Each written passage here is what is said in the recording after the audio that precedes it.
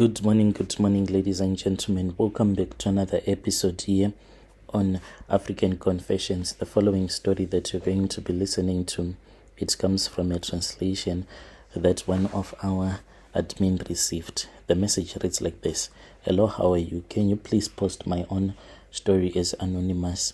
So there is one tenant of mine who was from Zim. She gave me advice because I used to see her each and every Sunday going to church. So she told me a lot of great stuff about the Red Garment Church that is from her country. But the problem is that after I did all of these rituals, now I am suffering because of the consequences. I don't know where else to turn to. Hence, I have come here on your platform. I never thought that I'll be the one who would be asking for this kind of help. I always wanted to experiment to see what it felt like to bewitch someone. I am 45 years old here, living in my country, South Africa. I have worked hard my whole life trying to build something for myself to keep my family safe from the neighbors and their witchcraft and them secure. But one desperation, I was really jealous. It has turned my life into a nightmare. I thought I was taking a shortcut to get ahead and to bewitch my neighbor, but now I have ended up getting trapped in a world of demons and dark spirit and strange things that I cannot even explain that happen all around my house. Now I am reaching out, hoping that someone from the neighboring country can help me to find a way out of this mess before it destroys everything that I have tried to build. It all started last year, and I can still remember the moment that I planted that seed of jealousy in my heart. I had been struggling with money for some time because I had taken out a lot of loans in a very short period of time because I wanted to start a very small business for my daughter.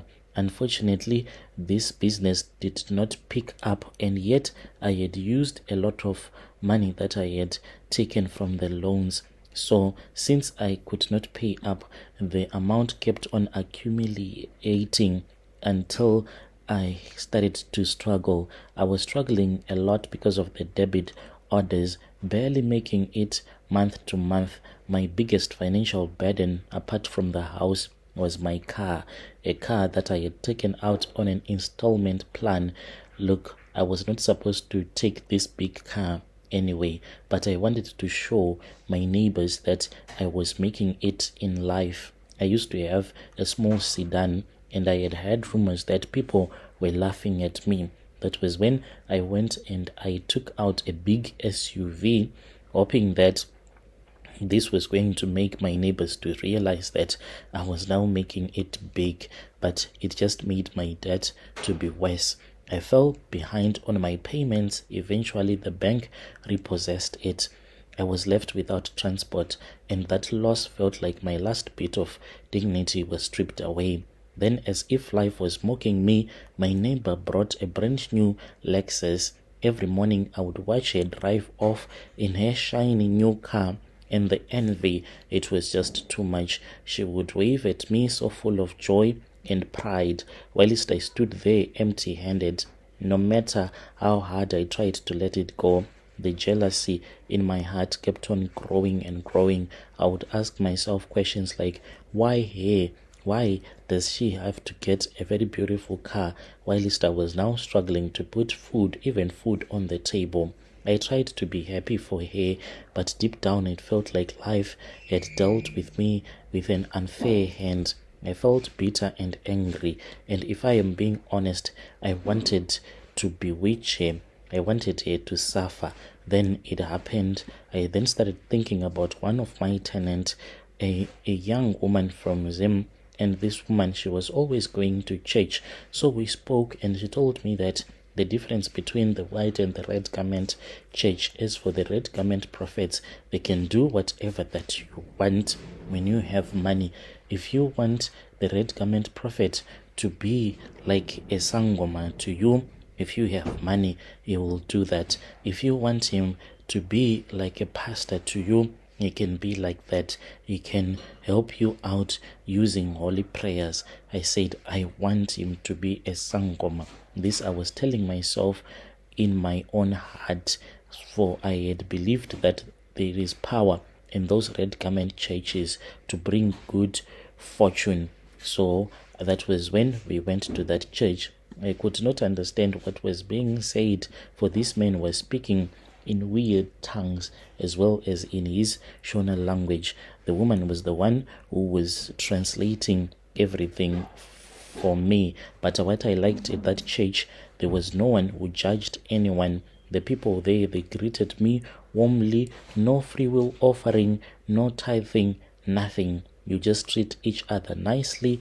You all go in there in the church as if you are all poor people. All of your phones, you leave them outside, your shoes, everything. So I really felt like this is a real church. That was when I was led through the prayers. Most of them I could not understand because of the language that was being used.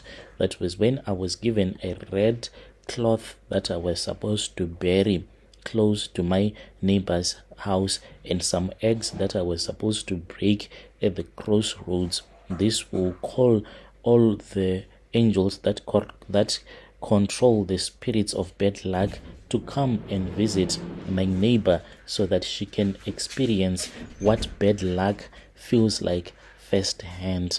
A few days after my visit to the church, I started to notice strange things that were happening to my friend, and then eventually her car got repossessed. After her car got repossessed, she then lost her job. I was so happy. Then all the strange things that I started to notice at my house, it all started with a cat. One day when I was just sitting down, that was when I saw a cat in my kitchen. I said, a cat?